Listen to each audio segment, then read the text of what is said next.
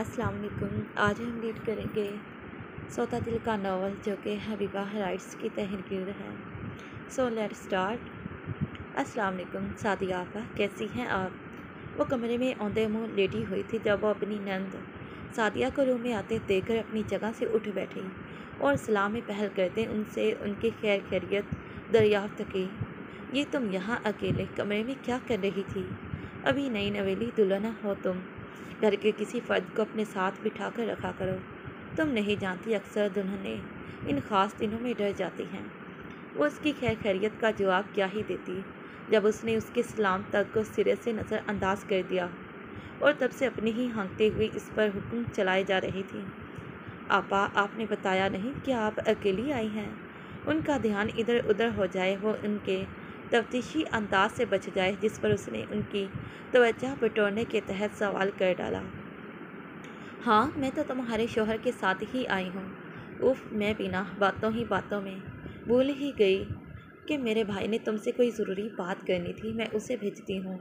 वो बात करते हुए आखिर में अपने माथे पर हाथ मारते हुए बोली, गोया उसने अपनी कम अकली का मातम करते उस पर अफसोस किया हो।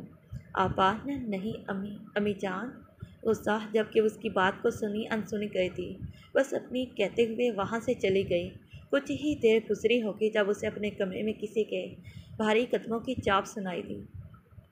अस्सलाम वालेकुम, कैसी हो? उसने आते साथ ही उसे सर पैर गहरी नज़रों से देखते हुए सलाम किया, जबकि वो उसकी बेबाक नज़रों से पल भर में सर पैर लाल टमाटर की तरह सुर्ख हुई और यही मंजर सामने वाले की खुदी को बेखुद कर गया। वो जो पहले दिन से ही उसके खूबसूरत वजूद पर मर मिटा था, उस खूबसूरती पर जब अपने हक़ का एहसास गालिब आया तो खुद पर अपना इख्तियार खोकर पूरे इस्तेहकाक के साथ उसकी तरफ बढ़ा। उसने हाथ बढ़ाकर उसे एक झटके से अपनी जानिब खींचा। वो जो बेड पर बैठी हुई थी, उसके खींचते ही वो किसी शाह की कटी हुई डाल की मानी उसके सीने से आ लगी थी। उसकी सांसें जैसे रुक सी गई थी। उसकी इस कदर नज़दीकी और कुर्बत में उसका पूरा जिस्म पत्ते की तरह लरसने लगा, गोया वो इसकी इस कदर नज़दीकी के लिए खुद को अभी जैसे तैयार न कर पा रही हो।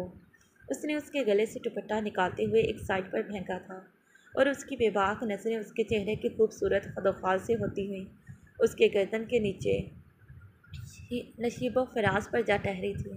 उसने उसकी गर्दन पर दांत गाड़ते हुए अपना शिद्दत भरा लम्स छोड़ा था और फिर उसकी शर्ट को ज़रा सा खिसकाकर उसके सीने पर अपने लब मसले थे। एक बार, दो बार, तीन बार, चौथी मरतबा उसने उसके सीने की गहराई पर अपना शिद्दत भरा लम्स छोड़ा था कि वह बेचारी इसके लम्स की शिद्दत बर्दाश्त करती हुई दर्द के मारे बेख्तियार सिसक उठी थी और फिर उसने अपनी बेबाक नज़रों को उठाकर उसकी तरफ देखा। जुनेशा, माई ब्यूटीफुल वाइफ, बहुत खूबसूरत हो तुम, और सबसे बढ़कर तुम्हारे होंठों के पास ये जो तिल मौजूद है ना, ये मेरे लिए इससे भी ज़्यादा जानलेवा और ख़तरनाक महलिक मर्द साबित हुआ है। और अभी वो कुछ कहता कि वो बोल पड़ी, अहमद, वो मुझे छोड़ दे अम्मी जान। उसने खौफ के मारे टुकड़ों में बांटते उसका नाम लिया। उसे अपनी अम्मी का डर खाए जा रहा था, ऊपर से उस आदमी की गुर्बत उसे खौफ में मुब्तला कर रही थी। वो पहले कहाँ किसी के इतने नज़दीक आई थी या उसके वजूद पर पड़ने वाला पहला मर्दाना लम्स था जिस पर वो मासूम घबरा सी गई। उसका घबराना बनता था क्योंकि उसकी ये ज़रा सी नज़दीकी अब उस मासूम की बर्दाश्त से बाहर हो रही थी। उसकी माँ ने तो उसे कभी बाहर तक नहीं निकलने दिया, हमेशा सात पर्दों में छुपा छुपा कर रखा। वजह उसका बेइंतहा खूबसूरत होना, और ऊपर से अगर कोई ऐसे में उसकी तारीफ़ कर देता तो वह बीमार पड़ जाती। मैट्रिक के पेपर ख़त्म होते ही उसकी अम्मी ने उसको घर बिठा दिया, कभी गैर महरम के साए तक को भी उसके आसपास ना भटकने दिया। तो ऐसी सूरत में भले ही अहमद उसके लिए उसका महरम था, लेकिन ये लम्स तो उसके वजूद के लिए ना आशना था जिस पर वह मासूम पल भर में घबरा सी गई। उसकी कमर पर सिरकती हुई उसकी बेबाक हरकत पर वो किसी खौफज़दा चिड़िया की मानद फड़फड़ा कर रह गई। इंतहा तो तब हुई जब उसने उसकी शिद्दत भरे लम्स को अपने दिल पर महसूस किया तो तकलीफ़ के मारे उसकी आंखों में आंसू आ गए। क्या तकलीफ़ है तुम्हें? हाँ, क्यों रो रही हो? क्या तुम किसी और को मेरी जगह पर देखना चाहती थी? मुकाबिल इसकी परवाह न करते हुए उसके रेशमी अबशार जैसे लंबे बालों में सख्ती से अपनी उंगलियों को फंसाए उसे अपने लफ्ज़ों के तीरों से नश्तर छिपो गए उस मासूम के दिल और रूह दोनों को छलनी कर रहा था। नहीं आप, मैं ऐसी नहीं हूँ। वो अम्मीजान वो आंखों में आंसू लिए हकलाते हुए कुछ कहने की कोशिशों में थी, जब मुकाबिल ने एक ही झटके से उसको पीछे तकिए पर धकेला और खुद उसकी नाजुक बदन पर किसी घने दरख्त की तरह साया फगन हुआ था और उसके चेहरे पर अपने धोखते लबों के लम्स को जा बजा बिखेरने लगा। जब उसे लगा कि वो उसके लम्स को अब मज़ीद बर्दाश्त नहीं कर पाएगी, तो वो उसकी हालत पर तंजियाँ हंसते उससे दूर हुआ। आइंदा मेरे पास आने पर अपनी ज़बान को हमेशा काबू में रखना, नहीं तो इस चलती ज़बान पर ताले लगाना मुझे खूब अच्छे से आता है। समझी तुम? वो उसकी थोड़ी को जकड़ते सख्ती से कहते वहाँ से चला गया, जबकि वो उसके पीछे से ये सोचती फूट फूट कर रोती कि आया उससे ऐसी कौन सी खता कब और कहाँ पे सरजद हुई जो वो उस पर यूँ अपना जुल्म सितम ढाते हुए चलता बना। उस मासूम का दिल और रूह इतने संगीन इल्ज़ामात को सुनकर छलनी छलनी हो गया। उसके दिल में अपने हमसफ़र को लेकर जो खूबसूरत ख्वाब और ख़यालात थे, वो किसी भरभरी रेत के टेले की तरह रेजा रेजा हो गए। अहमद का तल्ख रवैया और उसके तल्ख अल्फाज उस मासूम के दिलो दिमाग पर नक्श होकर रह गए। वो उस शादी से पहले खौफजदा नहीं हुई थी, लेकिन अब हो रही थी माँ की राज दुलारी, बाप की गुड़िया और भाई की लाडली के दुखों और तकलीफ़ों का दौर अब शुरू हो चुका था। अब देखना यह था कि उस मासूम की किस्मत में आगे चलकर और क्या क्या दुख देखना बाकी रहता था। आरिस खानज़ादा वल्द तैमूर खानज़ादा आपका निकाह अनाइज़ा खानज़ादा बिनते अरीब खानज़ादा से 50 लाख सिक्का राजुल वक्त तय पाया है कि आपको ये निकाह कबूल है? कबूल है। मौलवी साहब ने 3 बार निकाह के बोलों पर तकरार की, जिस पर इसने सदक दिल से तीनों बार ही कबूल है कहकर इसने अनाइज़ा खानज़ादा को हमेशा के लिए अपनी ज़िंदगी भर का हमसफ़र चुन लिया, जबकि अनाइज़ा खानज़ादा ने भी खुशी बाखुशी निकाह के इन 3 बोलों पर आमीन कहते हुए निकाह के रजिस्टर पर साइन कर दिए और अपने तमाम तर जुमला हकूक़ समेत अपना आप ही आरिस खानज़ादा के सुपुर्द कर दिया। इसके बस में नहीं था, वरना वह सबके दरमियान ज़ोर शोर से कहती, आरिस खानज़ादा तुम मुझे दिलो जान से कबूल हो। इनके दोनों निकाह होते ही चारों एतराफ़ से मुबारक हो का शोर उठा। अनाज़ा के वालिद ने आगे बढ़कर अपनी लाडली के सर पर प्यार किया और उससे खुश रहने की ढेरों ढेर दुआएं दे डाली, जबकि अनायत बेगम अपनी बेटी के गले लगते ही रो पड़ी। उसका महज निकाह हुआ था, रुखसती नहीं हो रही थी और जाना भी उसने कहीं दूर दराज नहीं था, बल्कि इसी घर में ही रहना था। लेकिन उसके बावजूद भी वो अपनी बेटी के पराए हो जाने के ख्याल से रो पड़ी। अपनी माँ के सामने ज़िंदगी में पहली बार उसकी चलती ज़बान के आगे ब्रेक लगे। उसकी भी आंखें भीग सी गईं अपनी माँ के नरम गरम ममता से भरपूर हिद्दत भरे लम्स पर। अल्लाह मेरी बेटी को नजरे बस से बचाए, तुम दोनों की जोड़ी को हमेशा सलामत रखे और मेरी बेटी हमेशा यूं ही इस घर में नन्ही चिड़िया की तरह चहचहाती रहे। वो उसके सर के बालों का बोसा लेते उसे ममता भरी मीठी मीठी दुआएं दे रही थी।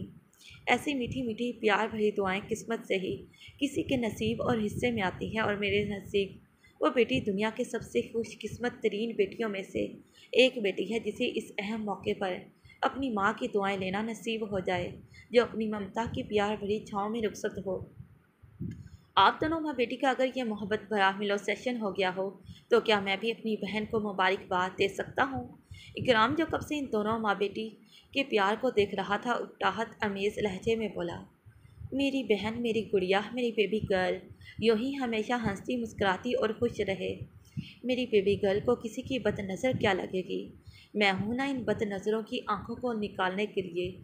मैं उस वजह को ही जड़ से उखाड़ कर फेंक दूँगा जो वजह मेरी बहन की आंखों में आंसू लाने का ज़रिया बने।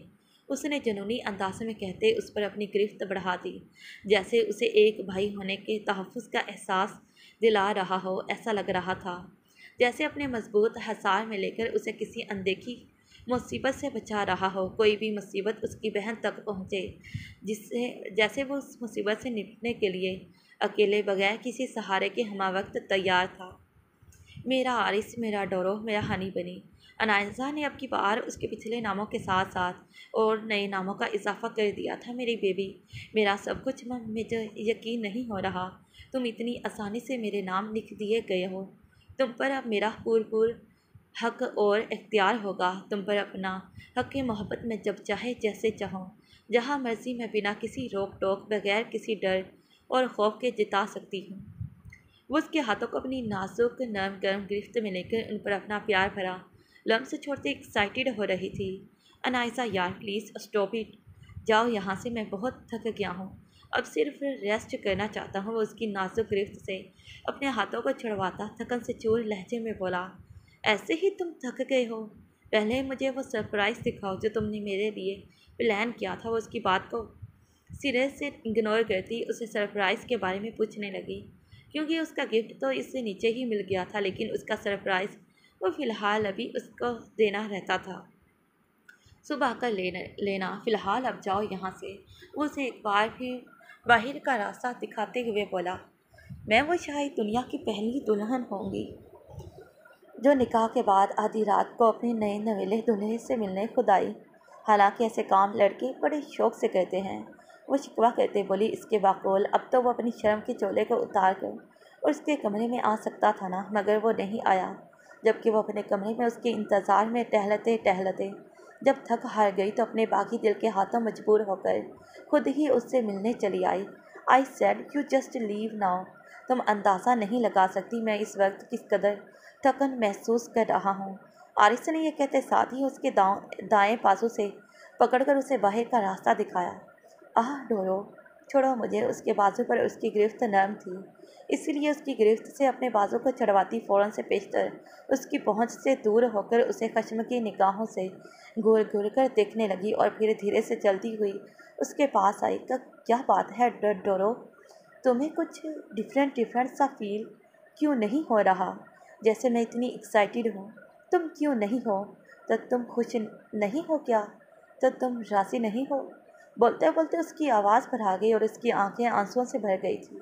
वो डर गई थी कि कहीं उसने निकाह के लिए ज़बरदस्ती हाँ तो नहीं की, जिसके चलते वह उसे खुद से दूर कर रहा था। यार अनु, तो मैं उसने अपने अंगूठे के पोरों से उसकी आंखों में आई नमी को साफ किया और बस इतना कहते उसे अपने कुशादा सीने से लगा लिया। उसने जब उसे अपने सीने से लगाया तो वह कांप रही थी। रिलैक्स यार, आई एम सो सॉरी मेरे इतने रूड बिहेवियर के लिए। मैं पिछले एक हफ्ते से सुकून से सो नहीं पाया हूँ, फॉर नाइटली टेस्ट्स की तैयारी और ऊपर से तुम्हारे बर्थडे को डेकोरेट करने की रिस्पॉन्सिबिलिटी। मैं इन सब में घंचकर बनकर रह गया हूँ। अभी मैंने अपने शेड्यूल के मुताबिक 1 घंटा रेस्ट करने के बाद उठ जाना था, बस इसलिए चाहता था कि तुम again I am so sorry यार, खुद को इतनी बहादुर और बोल्ड लड़की समझती हो, पर मेरे ज़रा सा गुस्सा करने पर किसी खुश हुई फुलझड़ी की तरह आंसू बहाने लग गए। Very bad. वो इसको रीज़न बताने के साथ साथ इससे बार अपने तलख रवैये के माजरत भी कर रहा था, जबकि वह इसके सीने में सर छुपाए अपने आंसू पीने के चक्करों में थी, जो पलकों की बाढ़ तोड़कर बाहर आने को बेताब हो रहे थे। मैं तुम्हारी जान निकाल दूँ कि डोरो, अगर आइंदा अब मुझसे इस गंदे लहजे में बात की तो वो इसके सीने पर मौका जड़ते बोली। उसकी नाराज़गी तो तब ही दूर हो जाती थी जब वो खुद से कोई पहल करता था। अब की बार तो आरिस ने बाकायदा उसे अपने सीने से लगा लिया था, जिस पर वह उसके सीने से लगी चुपचाप उसके दिल की धड़कनों के मधुर रक्स को सुनने लगी। अच्छा ऐसी बात है तो फिर ठीक है डोरो, तुम बात वहीं पर बैठकर भी कर सकती थी, तुम वो उसे टोके ना, ऐसा हो नहीं सकता था। डोरो, मैं बहुत प्यार करती हूँ तुमसे। वो उसके सीने से लगती बोली। हाँ जानता हूँ, अगली बात करो जिसके लिए तुम मुझसे इतना चिपक रही हो। वो उसके गिर्द अपने बाजों का हिसार बनाते पहले की निस्बत अब की बार लहजे में नरमी समोए बोला, मुझे तुम्हें महसूस करना है।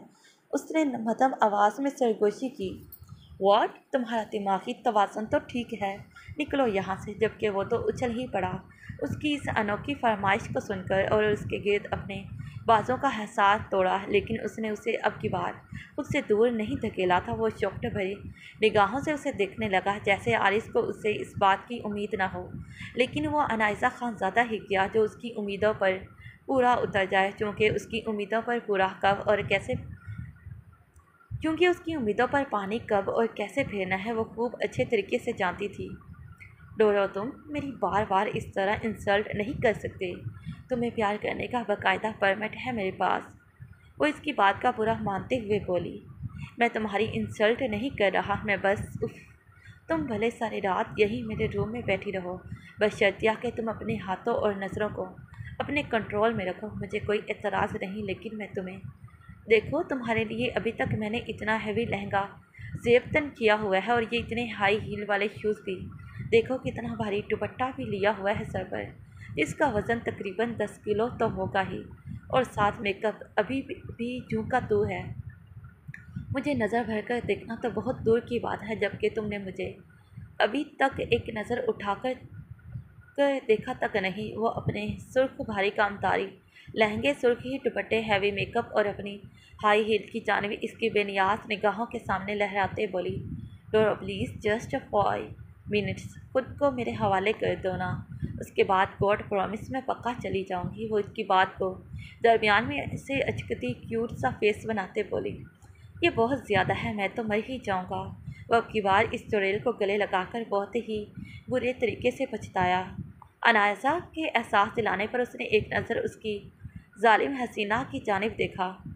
उसका होश रबा सरापा उसके होश उड़ाने के लिए काफ़ी था, क्योंकि उसके सरापे का एक एक नक्श सिर्फ़ और सिर्फ उसके लिए सजाया गया था, जिस पर वो एक अचटती सी निगाह डालने के बाद उसके होश रबा सरापे से अपनी नज़रें चुरा गया।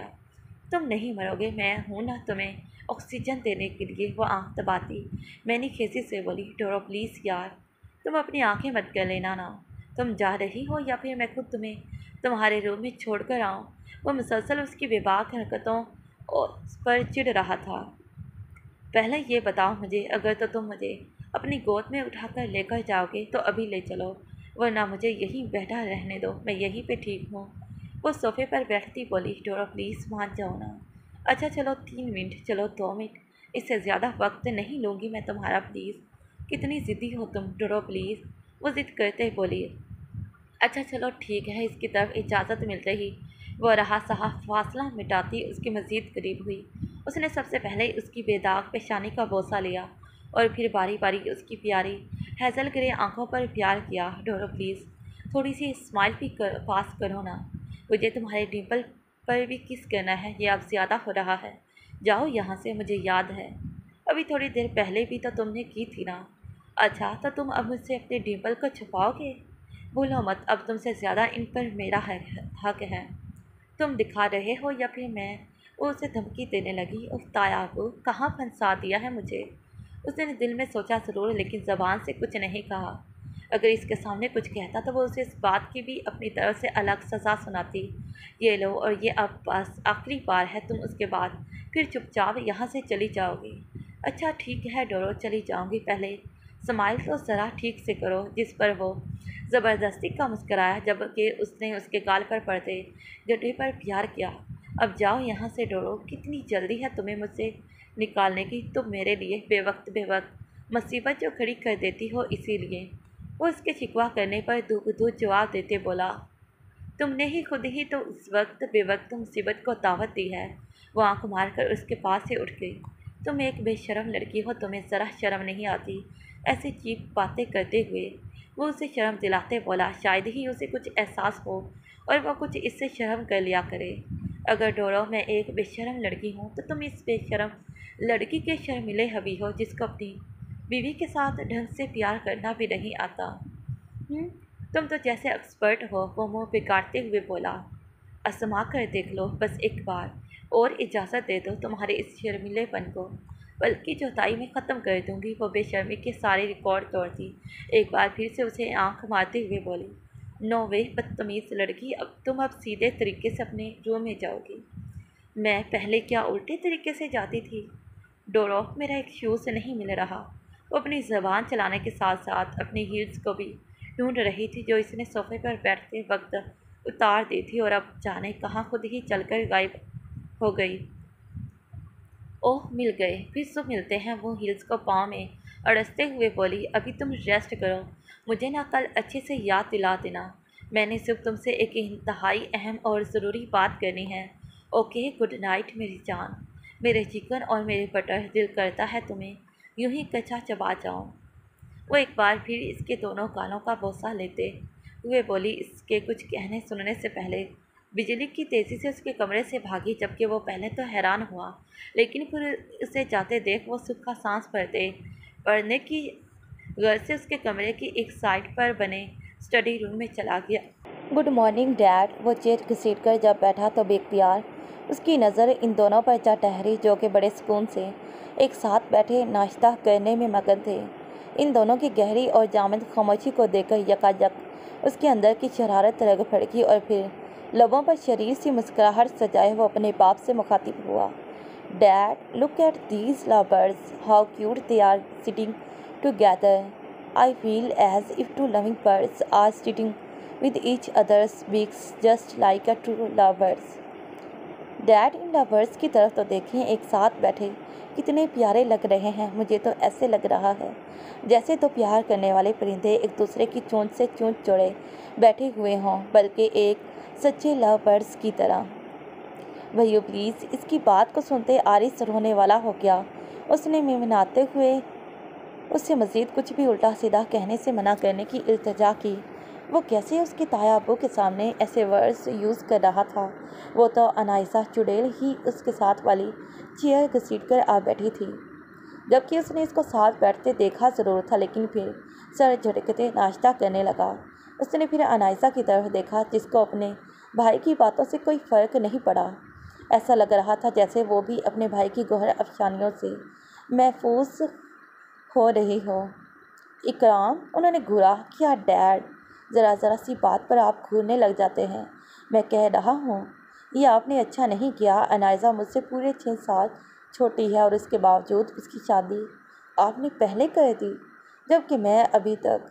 वह मासूम शक्ल बनाए इनसे शिकवा की ना लहजे में बोला। तुम इजाज़त दो तो मेरे शेर, हम तुम्हारे लिए अभी लड़कियों की लाइन लगा देंगे, या फिर बात करें हम अयूब खान से। उन्होंने खुले दिल से ऑफ़र की। Dad, no, I am just kidding. लेकिन मुझे हमेशा इस एक बात का अफसोस ज़रूर रह जाएगा कि मेरे होने वाले बच्चे अन्नू के बच्चों से छोटे होंगे, जबकि मैं अन्नू से। वही प्लीज़ स्टॉप इट। वो जो कब से अपने भाई की बेतुकी बातों से महफूज हो रही थी, उसकी अगली बात को सुनते उसकी बात को काट कर चिल्लाते हुए इन्हें चुप रहने का कहा, जबकि आरिस के मुंह से बेख्तियार जूस छलक कर बाहर आया। मैं लेट हो गया। और फिर वो बगैर किसी की तरह देखे और सुने मौजरत करते डाइनिंग टेबल छोड़कर वहाँ से चला गया, जबकि इकराम के मुँहज़ोर कहकों ने उसका दूर दूर तक पहचा किया था। इकराम, क्या था ये? उन्होंने इसे घूरी से नवाज से पूछा। इन्हें आरिस का यूँ डाइनिंग टेबल छोड़कर जाना अच्छा नहीं लगा।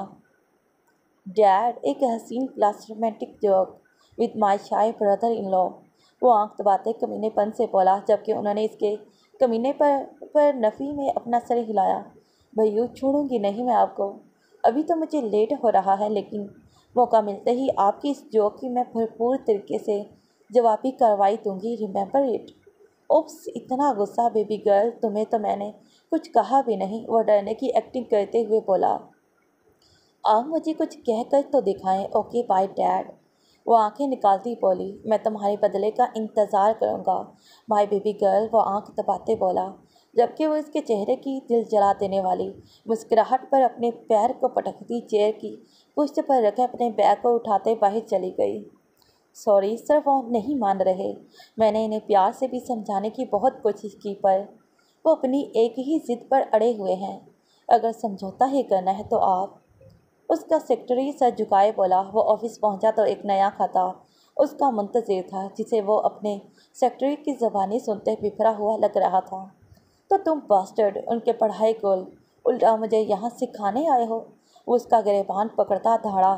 किसी में इतनी हिम्मत नहीं कि वो इकराम खानज़ादा की पसंद की हुई किसी भी चीज़ पर अपनी गंदी निगाह रख सके। मैं चाहता था वो खुद ही मान जाए। मेरे अंदर का सोया हुआ वहशीपन सोया है तो सोया ही रहे, लेकिन नहीं। वो उसका गिरेबान छोड़ता रोलिंग चेयर को जूते की नोक पर ठोकर मारता धाड़ा। उसकी तेज़ धाड़ को सुनते ऑफिस में खड़े अरवद खान का वजूद काम कर रह गया। उस पर यह सोच कर लर्जा तारी हो रहा था कि अगर उसके सर वहाँ जाएंगे तो आज फिर इतने माह बाद खून खराबा देखने को मिलेगा। अब इससे मुलाकात कोई और नहीं बल्कि इकराम खानज़ादा खुद करेगा। अब मुलाकात होगी और ऐसी दमदार होगी कि जिस मुलाकात को अफला इल्जाम जितनी बार सोचे उतनी ही बार उसकी रूह कांप उठे। वो दरवाजे को धार से बंद करते बाहर निकल गया, जबकि उसने उसके पीछे भागते हुए ड्राइवर को 10 सेकंड के अंदर अंदर कार को मेन एरिया पर लाने की तंबिया करते कान में नस्ब किए ब्लूटूथ पर क्लिक करते कॉल कट कर दी।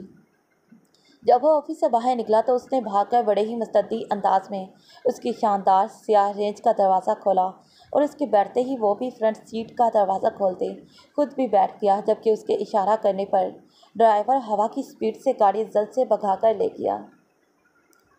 बाजू, अफरा आपके हाथों पर कितनी अच्छी मेहंदी लगाती है ना, जबकि सादिया आपा ने आपके दोनों हाथों को मेहंदी से ख़राब कर दिए हैं।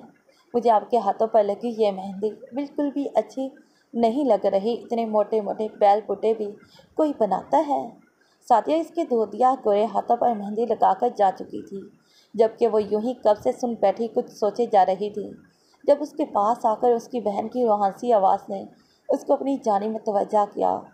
लाडो, ये भी बहुत अच्छी मेहंदी लगी है। वो अपने आंसू पीती अपने हाथों पर लगी मेहंदी को देखते बोली, पर मुझे तो बिल्कुल भी अच्छी नहीं लग रही। रूमी मुंह बनाते बोली, जिस पर वह मुस्कुराती। लाडो, जब ये उतर जाएगी ना तो तुम और अफ़ी मिलकर मुझे इससे भी ज़्यादा प्यारी मेहंदी लगाना। चलो मेरी लाडो, अब अपना मूड ठीक करें। बाजो, आपके हाथों की मेहंदी का रंग जब फीका पड़ जाए तो आपने फिर सादिया आपा को नहीं बताना, नहीं तो फिर वो आपके हाथों पर फिर से ख़राब मेहंदी लगा देंगी। वो उसके गले लगाने पर उसके गिर्द अपना मासूम हसार बनाते बोली, लाडो नहीं बताऊंगी, पक्के वाला प्रॉमिस। वो अपनी बहन की रोशन जबी पर प्यार करते बोली। उसके बाद वो दोनों बहनें अपनी अपनी मासूम बातों और शरारतों में मगन हो गई, जबकि जुनैशा मासूम ये नहीं जानती थी कि वह अब की बार यहाँ से गई तो दोबारा अपनी लाडो रानी से शायद ही फिर कभी ज़िंदगी में मिल पाएगी। वलचान ग्रुप ऑफ कंपनी में एंटर हुआ तो दफ्तर का एक एक बंदा उसकी रफ्तार और छा जाने वाली पर्सनैलिटी को देखकर बेसाख्ता अपनी अपने नशिस्त से उठ खड़ा हुआ। ब्लैक 3 पीस पैंट कोट सेवतन किए, ब्लैक रंग की ही आंखों पर गोगल्स लगाए, ब्रांडेड शूज़ जेल लगाकर हल्के ब्राउन बालों को जेल लगाकर संवारे और हल्की ब्राउन रंग की बियर्ड। इसको देखते कोई भी इसकी पुरकशी शख्सियत से मरऊब हुए बिना नहीं रह सकता था। जब वो दरवाजे के पास पहुंचा तो अरबाज ने एक सेकंड की देरी किए बिना लपक कर ऑफिस का दरवाज़ा उसके लिए वाह कर दिया। मिस्टर इकराम खानज़ादा, आप अफला, जो अपने साथी कुलीग्स के साथ मीटिंग करने में मसरूफ़ था, उसको देखते ही उसका नाम ज़ेरे लब लेते अपनी नशिस्त से उठ खड़ा हुआ। कुछ उलझे मामलात हैं जिनको सुलझाने के लिए स्पेशली मुझे यहाँ आना पड़ा। अब ये बताओ, अकेले में बात करना पसंद करोगे या फिर इन सब के सामने? वो एक अचटती नज़र उसकी उड़ती हुई रंगत पर डालता सर्द सपाट लहजे में बोला, गाइस, बाकी की डिस्कशन बाद में करते हैं, फ़िलहाल अब सब यहाँ से जा सकते हैं। उसने मीटिंग बर्खास्त करते सबको यहाँ से जाने के ऑर्डर्स दिए, जिस पर वह सब सर हिलाते वहाँ से चले गए, जबकि अब ऑफिस रूम में सिर्फ 3 नफूस रह गए थे। पूछ सकता हूँ इकराम खानज़ादा के साथ धोखाधड़ी करने का मकसद? वो रोलिंग चेयर पर बैठते ही उसके चेहरे के जर्द पड़ते तासुरात को देखते नॉर्मली बोला, लेकिन उसके लहजे की बेरहमी मुकाबिल बाखूबी महसूस कर सकता था। वो मिस्टर इकराम। उसने एक आबरू अचकाकर तीखे तेवरों से उसकी जानिब देखा। ओह सॉरी सर, मिस्टर इकराम खानज़ादा। उसके आईब्रो अचकाने पर उसने फ़ौरन से पेशतर अपने जुमले की तसहीह की। मैं वो ज़मीन बेच चुका हूँ, अब आप अपना टाइम ज़ाया करने आए हैं तो मैं क्या कर सकता हूँ? वो ढीठ हड्डी इसे इतना ज़्यादा खौफज़दा होने के बावजूद फिर भी अपनी ज़िद पर कायम था। अच्छा, मुझे तो पता ही नहीं था। वैसे सुना है तुम्हारी एक जवान बेटी भी है, जो कि अब काफ़ी बड़ी हो गई है। खैर से अब कॉलेज भी जाने लगी है, दिखने में भी काफ़ी यंग और हॉट लगती है। लेकिन घबराओ नहीं, मैं इकराम खानज़ादा हूँ। अपने मामलात में किसी की बहन बेटी को बीच में लाकर किसी पर अपनी ताकत का रौब नहीं झाड़ता, और ना ही मुझे ये सब करना पसंद है। लेकिन हाँ, तुम्हारे काले करतूत जब मैं मीडिया वालों के सामने लाऊंगा तो तुम्हारी बेटी को खुद ब खुद ही तुम्हारे करतूत पता चल जाएंगे। अफसोस, तब तुम्हारी चहेती बेटी तुम जैसे पाप पर थूकेगी भी नहीं। वो अपनी बातों से सामने वाले का खून सुखा चुका था। मैं वो ज़मीन बेच चुका हूँ, वो थूक निकलते बामुश्किल इतना ही कह पाया, जबकि उसकी इस जुमले को सुनते हुए इस पर किसी भूखे शेर की तरह झपटा और बेदरपे उसके मुंह पर मक्के बरसा दिए। साले, तेरी इतनी औकात कि तू इकराम खानज़ादा के मुंह को आएगा? उसके हक पे डाका डालेगा, उससे पहले मैं तुम्हें उस दुनिया से ही ना चलता कर दूँ। अरबद खान गन, जबकि अरबद ने चौंक कर उसकी तरफ ऐसे देखा जैसे कि कह रहा हो, क्या वाकई में सर गन मेरे पास है? क्योंकि वो अपने AK-47 गन मैगजीन को हमेशा अपने कोट में छुपाकर ही तो रखता था। जबकि इसने अफलाल शाम की नज़रों से बचाकर उसकी तरफ देखते ही अपनी आँख के एक कोने को मैंने खेजी से दबाया। मुझे माफ़ कर दे मैं अभी जहाँ कहेंगे मैं साइन करने के लिए तैयार हूँ। अरबद उसके इशारे को समझते अभी अपने कोट से गन निकालने ही वाला था कि वो उसके कदमों से लपट कर अपनी जान की भीख मांगने लगा। कहा था ना कि मुझे मजबूर मत करना, वरना दोबारा मुलाकात होने पर मैं तुम्हारे चेहरे पर अपने हाथों से ऐसी खूबसूरती से नक्श निगारी करूँगा कि जिसको ताउम्र चाहकर भी तुम अपने चेहरे से मिटा नहीं पाओगे। हाँ हाँ, वो उसके चेहरे पर अपनी मार के निशानात सजे देख कहका लगाते बोला। अब उठाओ इस फाइल को और साइन करो। उसने हाथ बढ़ाया तो अरबद ने अपने हाथ में पकड़ी फाइल उसके हाथ में थमा दी और वो फिर इसी फाइल को उसके सामने फेंकते बोला, यार शामे, पहले मान जाते ना तो तुम्हारी थोड़ी बहुत इज्जत रह जाती। मुझे यूं ऐसे घुसकर तेरे ऑफिस में आकर तुझे मारना तो नहीं पड़ता। और शामे, सच्ची बताऊं तो मैं कोई मार धाड़ वाला बंदा तो नहीं हूँ। कसम खाकर कहता हूँ, मैं बड़ा रोमांटिक बंदा हूँ। मुझे मार धाड़ बिल्कुल भी नहीं पसंद, क्योंकि मुझे भी बाकी सब की तरह मार धाड़ से सख्त एलर्जी है। शामे चाहे अरबद से पूछ लें, क्योंकि अरबद ठीक कह रहा हूँ ना मैं। वो उसकी तरफ आंख दबाते बोला, जबकि अरबद जानता था कि वो बात किस रुख की तरफ इशारा कर रहा है।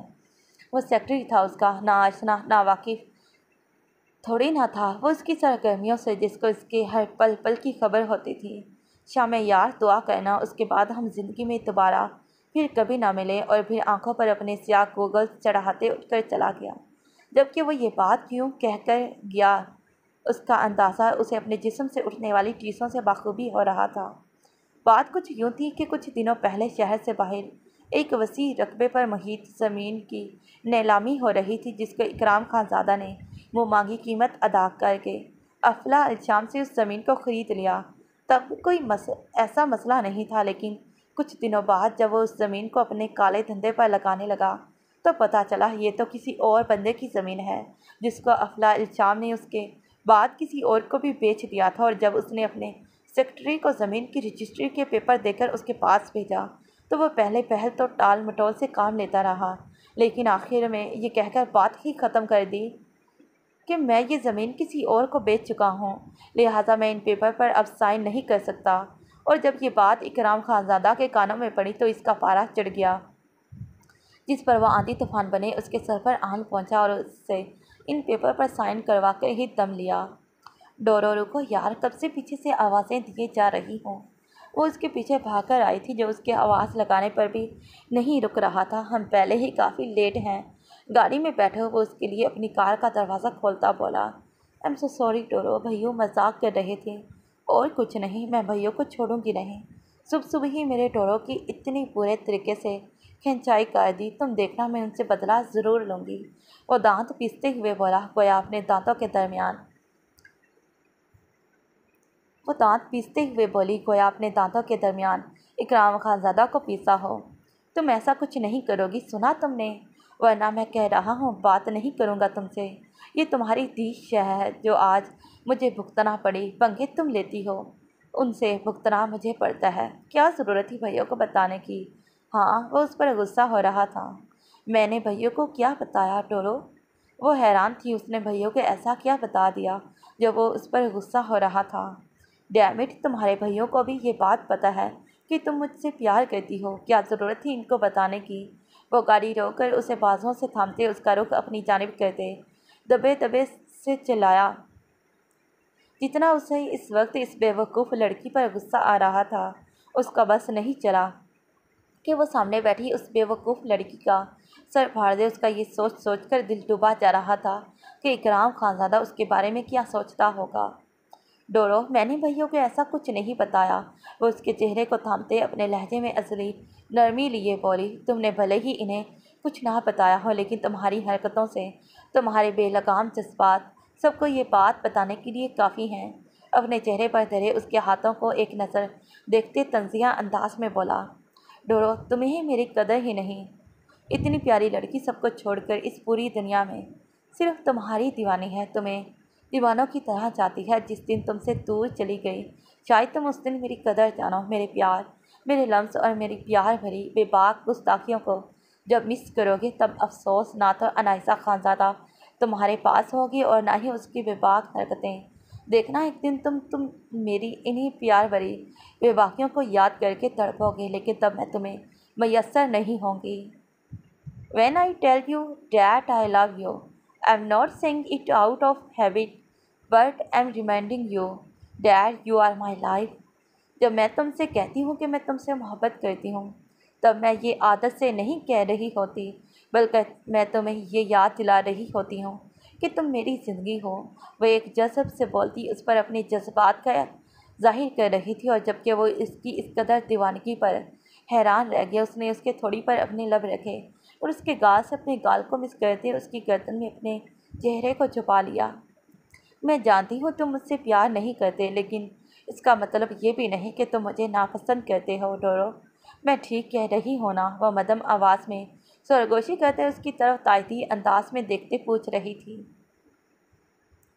ऐसी बात नहीं है मेरी चुड़ैल, वो उसके चेहरे को प्यार से थामते बोला। एक बात अपने जहन से निकाल दो कि हारिस खानज़ादा अपने दिल में तुम्हारी चाहत नहीं रखता या फिर तुम्हारी कदर नहीं करता। हारिस खानज़ादा तुम्हें तुम्हारी सोच से भी बढ़कर चाहता है, और तुम्हारी मेरी ज़िंदगी में उतनी ही कदर और अहमियत है कि अगर तुम साथ ना हो तो हारिस खानज़ादा हंसना मुस्कुराना छोड़ दे। मैं तुम्हारी तरह बेधड़क होकर अपने जज्बात तुम पर आया नहीं कर सकता, लेकिन आज एक वादा तुमसे ज़रूर करता हूँ कि तुम मुझ पर अपना हक जताओ, जितनी बार मर्ज़ी चाहे बेधड़क होकर जताओ। मैं तुम्हें तुम्हारे हक से कभी नहीं रोकूँगा, क्योंकि मुझे पर और मेरे वजूद पर यह हक खुदा ने खुद तुम्हें दिया है। लेकिन अगर तुम कहो कि मैं तुम्हें तुम्हारा हक दूँ, तुम पर अपने लम्स की छाप छोड़ूँ, तो ये मेरे लिए नामुमकिन है, और उम्मीद करता हूँ तुम मुझे इससे ज़्यादा फोर्स भी नहीं करोगी। वो उसके हसीन हेज़ल ब्राउन आँखों में आंखें डाले उसकी रुक रही सांसों को बहाल कर गया था। तो डोरो, उसका मतलब तुम मुझे इनडायरेक्टली खुद को किस करने की परमिशन दे रहे हो? वह आँख मारते बेबाकी से बोली, जिस पर वह ज़ेरे लब मुस्कराया। जो मर्ज़ी समझ लो, लेकिन आइंदा ऐसी गलत बातें मेरे सामने कभी मत करना। तुम अंदाज़ा नहीं लगा सकती तुम्हारी दूर जाने वाली बातों को सुनकर मैं कितना डर गया था। तुम यूं ही मेरा सर खाने के लिए हमेशा मेरे पास ही रहोगी। वो उसके सामने उसके लिए क्या जज्बात रखता है कभी ना जाहिर करता। अगर वह उसे बेबस एक दूर जाने वाली बात नहीं करती, तो शायद वो अपने जज्बात का इजहार दुरुस्त वक्त के आने पर उस पर अपने जज्बात का खुलकर अया करता। उसने अपनी सोचों के रुख को झटकते हुए अपनी तवज्जो ड्राइविंग पर मरकूज़ कर दी। सुनो, उसने पार्किंग एरिया में गाड़ी पार करते हुए उसे आवाज़ दी, जिस पर उसने मुड़कर इसकी तरफ देखा। मेरी बातों की इतना संजीदा मत लेना, मजाक कर रहा था। वो उसके पास आकर बोला। जानती हो, वो इसकी आंखों में देखते हुए बोली, तुम्हें मुझ पर गुस्सा नहीं आ रहा क्या? वो इसके हनूस नॉर्मल तासुरात को देखते पूछ बैठा। नहीं, क्योंकि मैं जानती थी तुम मुझे बहला रहे थे, और मुझे तुम्हारा बहलाना अच्छा भी लगा। वो ज़ेरे लाल मुस्कुराते बोली, इसने मौजरत करना चाहिए। नो नीड टोरो, बस एक प्रॉमिस करोगे क्या मुझसे? इससे पहले कि वो अपने जुमले को मुकम्मल करता, वो इसकी बात को काटते हुए बोली, कैसा प्रॉमिस? वो कन्फ्यूज़ हुआ। जब तुम्हें मुझसे मोहब्बत होगी तो तुम मुझसे बिला झिझक और बिना शर्माए इसका इजहार करोगे। वो इसके आगे अपना हाथ फैलाए उससे वादा लेना चाह रही थी। वादा, जिस दिन मेरे जज्बात ने मुझसे बगावत कर दी तो हारिस खानज़ादा उस दिन अपने तमाम तर जज्बात तुम पर निछावर कर देगा। उसने पल भर उसके बड़े हाथ की जानिब देखा और फिर उसके मासूम चेहरे की जानिब, जिसका पुरनूर चेहरा किसी भी किस्म के बनावटी आलाइशों से एकदम पाक शफाफ और बेरिया था। वो एक बोल्ड लड़की ज़रूर थी, लेकिन उसका मतलब ये नहीं था कि उसके चेहरे पर मासूमियत नहीं थी। उसके चेहरे पर बला की मासूमियत थी, क्योंकि उस मासूम के दिल में कच्ची उम्र से ही इस सामने मौजूद शख्स के लिए मासूम से नरम गरम जज्बात रहे थे, और ये जज्बात उम्र बढ़ने के साथ साथ मज़ीद पुख्ता होते चले गए। अगर इस वक्त आरिस खानज़ादा से कोई पूछता कि इस दुनिया में सबसे ज़्यादा मासूम चेहरा किसका है, तो वो बेधड़क होकर कहता कि इस दुनिया में सबसे मासूम चेहरा उसकी मिसिस अनाइज़ा आरिस खानज़ादा का है। डोरो कहाँ गुम गए? वो उसके चेहरे के सामने हाथ लहराते बोली। कहीं नहीं, इधर ही हूँ। वो उसके बुलाने पर होश की दुनिया में आया और उसने उसके नर्म गुदाज हाथों पर अपना हाथ रखकर उसे वादा दे दिया। अब चलें क्या? क्लासरूम्स में देर हो रही है हमें। उसके हाथ से फ़ौरन अपने हाथ को खींचकर आज़ाद करवाया और फिर वह दोनों मज़ीद किसी भी किस्म की बहस किए बिना लेक्चर लेने अपने अपने डिपार्टमेंट की तरफ बढ़ गए थे। वो दोनों कॉलेज स्टूडेंट्स थे। आरिस खानज़ादा मेडिकल में सेकंड ईयर का स्टूडेंट था और इससे 5 साल बड़ा था, जबकि अनाइज़ा आर्ट्स की स्टूडेंट्स थी जिन्होंने हाल ही में लाहौर के टॉप कॉलेज में एडमिशन लिया था। सर, मुझे तो लगा था आप अफला इल्ज़ाम का आज किस्सा ही ख़त्म कर देंगे। वो मुतब अंदाज में एक तरफ खड़ा उसे सवाल कर बैठा जो उसके दिल में कई घंटों से कुलबला रहा था। जब रहन आ गया तो आखिर ज़बान पर ले ही आया। तकरीबन 3 बजे का वक्त था। आधी से ज़्यादा रात गुजर चुकी थी, जबकि सुबह का उजाला फैलने में कुछ ही घंटे बाकी रह गए थे, जिनके गुजरते ही हर सू रात की तारीकी को चीरते सुबह का उजाला फैल जाना था। वो इस वक्त शहर के कदरे एक सुनसान जगह पर मौजूद था, बगैर सिक्योरिटी, बिना किसी डर और खौफ के। वो पथरीली जगह पर बने एक टीले पर मौजूद था। इस जगह के इर्द गिर्द पत्थर ही पत्थर मौजूद थे, जबकि वह वहाँ उस टेले पर मौजूद किसी पत्थर पर बैठा हुआ था, हाथ में बियर का कैन लिए उस हराम मादे को अपने अंदर लगातार कई घंटों से उतार रहा था। उसकी बात को सुनते वो ज़ेरे लब मुस्कराया, और वो उस गुज़रे वक्त में पहली बार मुस्कराया। वो जब से यहाँ बैठा था उसके चेहरे पर उसे गुस्सा, नफरत और नाराज़गी से जैसे तासुरात उसके चेहरे पर ढूंढने पर भी उसे कहीं से भी कोई दिखाई नहीं दिए। और उसके इन तासुरात को बागौर देखते बस उसके बियर का कैन जैसे ही ख़त्म होता तो वो उसको बेदर्दी से फेंक कर पास पड़े कूलर बॉक्स से दूसरा उठा लेता।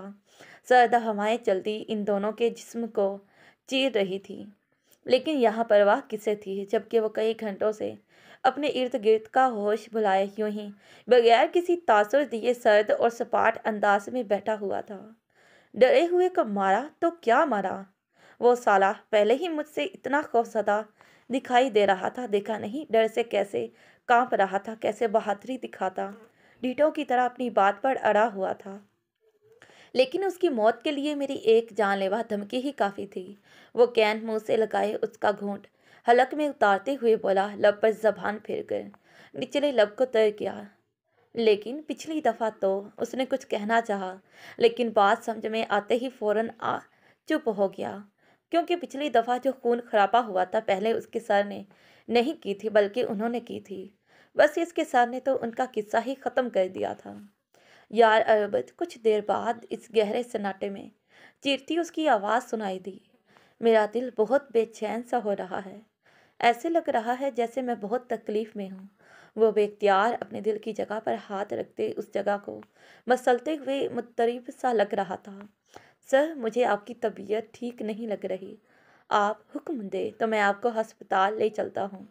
वो उसके 2 कदम मज़ीद पास आते हुए बोला। मुझे सुकून चाहिए।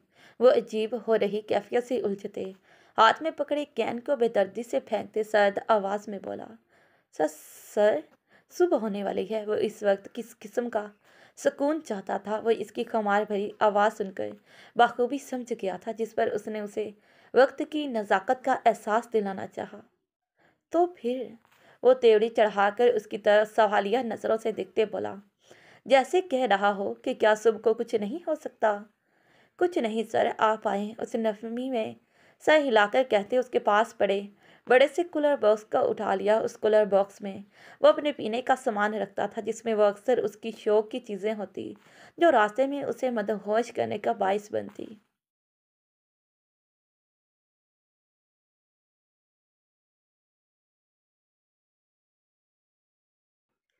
उनके घर चारों सुआ आज मेहंदी के समा था।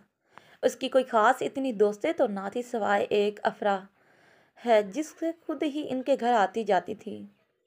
वो उसके साथ बैठी ढोलक बजाकर गला फाड़ फाड़ कर गा रही थी और नाराज़गी का इजहार भी अलग से कर रही थी। वो अपनी नाराज़गी है इजहार के तौर पर उसके साथ बैठकर उसे मुंह मोड़े बैठी थी, जबकि जुनी उसकी कोहनियों से पकड़कर कितनी बार उसे अपनी जानिब मतवज्जा करने की कोशिश कर चुकी थी, जबकि वो उसे अपनी कहानी झटक कर गाना गाने में मसरूफ़ हो जाती। अभी बात सुन, सॉरी ना, अब तुम ऐसे तो ना करो। अब की बार उसका रुख अपनी जानिब करती बोली और उसके गले से लग गई। तुम ठीक हो? उसने पूछा। वो अम्मी जान ने कहा सादिया आपा से मेहंदी लगवानी इसलिए, नहीं तो तुम जानती हो ना मेरा कितना दिल था कि मैं अपनी शादी वाले दिन तुमसे मेहंदी लगवाऊं। चल अब गुस्सा थोक दो ना, क्या पता ये हमारी आखिरी मुलाकात हो और उसके बाद हम कभी ना मिले। वो इतना कहते रो पड़ी। अरे मेरी जान, ऐसे क्यों रो रही हो? मैं तुमसे नाराज थोड़ी ना हूँ, वो तो तुम पर गुस्सा था जो तुम्हारे आंसुओं में ही बह गया। चल चुप कर पगली, और कितना रुलाएगी? कोई अपनी शादी वाले दिन भी रोता है। हंसी खुशी जाओ यहाँ से, और फिर जब हमारी बन्नों को हमारी याद आए तो हंसी खुशी यहाँ हमसे अपने सैया जी के साथ मिलने चली आ जाया करना। वो इसके आंसू पहुँचते शरारती अंदाज में उसे छेड़ते हुए बोली। उन्होंने ये मेहंदी की छोटी सी रस्म अपने घर पर ही रख ली थी। ज़्यादा शोर शराबा करना इन्हें पसंद नहीं था। चंद एक जानने वाले और कुछ अजीज़ कारब थे जिनको उन्होंने इस तकरीब में मदऊ किया था। 11 बजे तक ये मेहंदी की छोटी सी रस्म अपने अख्ताम को पहुंची, और वो भी अहमद के पिछले रवैया को दिल से भुलाए अपने नए आने वाले कल का सोचती नींद से बोझल होती। पलकों की झालर आंखों पर गिराए आंखों से हर किस्म की फिक्र से आज़ाद होते हुए सो गई थी। लेकिन अफसोस, ये रात उसकी ज़िंदगी की सबसे पहली हसीन और सुकून भरी रात थी। उसके बाद क्या वो ऐसी बेफिक्री की नींद सो पाएगी? शायद ही वो कभी सो पाए। वो इस वक्त इस इलाके के मशहूर रेड लाइट एरिया के वस्त में खड़ा था। इन्हें यहाँ पहुँचते पहुँचते घंटा भर लग गया था। तकरीबन 5 बजे का वक्त था। लोग तब इस हसीन वक्त में सुकून ढूंढने के लिए मस्जिदों का रुख करते हैं, जबकि वो अजीब शख्स था जो अपने लिए सुकून ढूंढने इस ज़माने बदनाम हुस्ने बाजार में आया था। सर, क्या इस वक्त यहाँ आना मुनासिब है? वो अपनी आदत के हाथों मजबूर होकर बोला। इस इलाके में शायद एक तो गली छोड़कर मस्जिद भी थी जहाँ पर अजान फजर हो रही थी। वो बजाय नमाज पढ़ने के किस जगह पे जा रहा था? सुकून तो खुदा के जिक्र में मिलता है। भला इसका सर फिर किस सुकून की तलाश में सरगर्दा था? सर, आप किधर जा रहे हैं? वो जो उसकी बात को सुनते उल्टे पांव पलट रहा था, अपने सर के हम कदम चलते हैरान होते सवाल कर गया। साले तू चुप कर, मूड की माँ बहन एक करके। अब तो पूछता है मैं किधर जा रहा हूँ? मस्जिद जा रहा हूँ नमाज पढ़ने। वो तंजिया चिल्लाकर बोला। हैं? क्या वाकई में सर? इसकी बात को सुनकर वह हैरानगी और खुशी के मिले जुले तासुरात चेहरे पर सजाए बोला।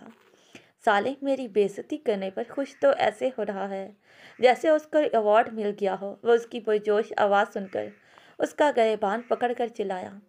Sir, I am so sorry, मुझे लगा कि आप। वो उसके धारने पर मौजरत करने लगा, लेकिन वो अपनी बात पर शर्मिंदा बिल्कुल भी नहीं हुआ था, और ना ही उसके चेहरे पर किसी भी किस्म के कोई शर्मिंदगी के तासुरात नजर आ रहे थे। जिस पर इकराम ने एक झटके से उसके गिरेबान को छोड़ा और आंखों में अंगारे लिए इसे खशमगी निगाहों से देखते उसे मार देने के तरपे हो रहा था। पर वह ऐसा नहीं कर सकता था, क्योंकि अरबद उसका सिर्फ नाम का सेक्रेटरी नहीं था, बल्कि एक वफादार साथी भी था जिसने कई बार अपनी जान पर खेलकर उसकी जान बचाई। उसके हमेशा वफादार रहा। वह उस पर गुस्सा कर सकता था, चिल्ला सकता था, और अपने गुस्से और तेज़ मिजाज के चलते उस पर हाथ भी उठा सकता था, लेकिन उसे जान से मार दे वो ऐसा मरकर भी नहीं कर सकता था, क्योंकि उसके घर वालों के बाद ये वाहिद शख्स था जिसको अपने सामने बोलने की वो इजाज़त देता था। वो उसे घूर रहा था क्योंकि उसकी बात जायज़ थी और उसके पास कहने सुनने के लिए कुछ भी नहीं था। और तादेर उसे घूरते रहने के बाद गाड़ी का दरवाज़ा ठा से बंद करता वो फ्रंट सीट पर बैठ गया, जबकि अरवद खान ने ड्राइविंग सीट संभालते हुए उसकी सियाह रेंज को चलाने लगा। अबे यार, ऐसी नज़रों से घूरना बंद कर। और कितना शर्मिंदा करना चाहता है उस हराम आदे को अपने अंदर उतारने के बाद? क्या मैं इस पोजीशन में हूँ कि नमाज अदा कर सकूँ? ये तो वही बात हो गई, सो चूहे खाकर बिल्ली हज को चली। गाड़ी चलाते दफातन अरबत ने एक छुटती नज़र उसके विजार चेहरे पर डाली, जिस पर वो फाड़ खाने को डरा। हमारे यहाँ कुछ लोग दिखावे के दीनदार बने फिरते हैं, लेकिन जैसे दिखते हैं वैसे होते नहीं।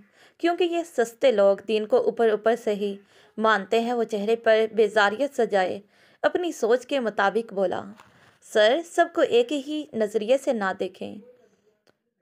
कुछ लोगों का ईमान बहुत पुख्ता है, वो जिनके दिल में खौफ खुदा हो, वो एक सजदा कज़ा होने पर तड़प जाते हैं। ऐसी तड़प होती है अल्लाह से मिलने की। उसकी ज़बान फिर से फिसली और उसने गाड़ी का मोड़ काटते हुए उसकी बात से इख्तलाफ राय का इजहार किया। और कुछ दोगले लोगों ने सब मुसलमानों का नाम बदनाम किया हुआ है। वो तल्खी से बोला और गाड़ी में खामोशी छा गई। यार अरबत, मेरी इस तलब को ये तितलियां पूरा नहीं कर सकती। मुझे अपनी तलब पूरी करनी है। मुझे वो चाहिए जो मेरी तलब को पूरा कर सके और मेरी जुनून खेसियों को खुद पर सह सके। वो आंखें बंद किए बेसुकूनी से बोला, सर, आप शादी कर लें। उसके लहजे में छुपी बेचैनी महसूस हुई तो वो इससे शादी का मशवरा देने लगा। शादी भी कर लूँगा, पहले वो तो मिले जिसको देखते इस बेकरार दिल को करार मिल जाए, जिसे देखकर इस दिल की बंजर पड़ी ज़मीन पर इश्क की बरसात होने लगे। कोई ऐसा जो इकराम खानज़ादा का दिल फतह करे। उसका इश्क वही की सूरत नाजिल हो जो इस बंजर दिल के बदले सौदा दिल का कर ले। वो आंखें बंद किए हनूज मदहोशी में उसे अपने दिल के अंदर उठती तकलीफ और बेचैनी को बता रहा था। उसने शिद्दत दिल से अपने सर के लिए इस लड़की के मिल जाने की दुआ की, जो उसके सर की ज़िंदगी में शामिल होकर उसकी तमाम बेचैनियों को ख़त्म कर दे और उसे राह रास्त पर ले आए। मैं जानती हूँ डोरो, तुमने जो उस वक्त कार में जो भी मुझसे कहा वो सब सच था। तुम्हारा मुझसे कहा एक एक लफ्ज़ सच था, क्योंकि तब तुम्हारी आंखें में मुझे मेरे लिए वो चमक नजर आई जिसकी मैं हमेशा से तुम्हारी आंखों में मुझे मेरे लिए वो चमक नजर आई जिसको मैं हमेशा से तुम्हारी नज़रों में देखने के लिए मुतलाशी रही हूँ। लेकिन अब जो तुमने मुझसे बोला वो तुम्हारे सच में लिपटा तुम्हारा सफ़ेद झूठ था। तुम मुझे तब नहीं बहला रहे थे, लेकिन अब अपनी बातों से ज़रूर बहलाया रहे हो। वो दिल महसूस कर रह गई उसके झूठ बोलने पर। वो क्यों उससे दूर इतना भाग रहा था? जब प्यार करता था तो उसकी तरह खुलकर उसके सामने इजहार क्यों नहीं करता था? वो कैंटीन एरिया में बैठी हुई थी और इसकी सोचा का महवर सिर्फ एक वही शख्स था, डोरो। मैं अनायजा खानज़ादा हूँ। मैं इतना मजबूर कर दूंगी तुम्हें कि तुम एक दिन खुद ही अपनी अनदेखी पाबंदियों को तोड़कर एक दिन मेरे हो जाओगे। और तुमने मुझे अपने पास आने की इजाज़त देकर सबसे बड़ी गलती कर दी।